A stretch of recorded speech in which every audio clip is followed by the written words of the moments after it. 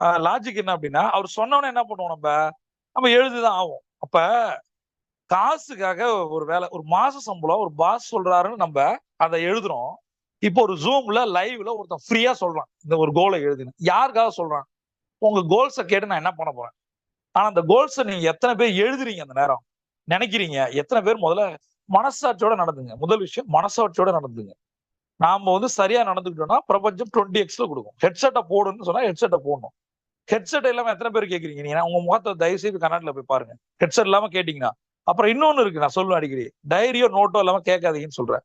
எத்தனை ஜென்மங்கள் டைரியோ, நோட்டோ இல்லாம கேட்டுட்டு இருக்கோ, தயவு செய்து முகத்த கிட்ட க்ளோஸ் அப்ல வச்சு போய் கண்ணாடில பாருங்க. இந்த மூஞ்சி ஜெயிக்கிற மூஞ்சா? இவன் சொல்றானே, அவன் சொல்றத செய்ய முடியலன்னா நம்ம எதுக்குடா வரோம்?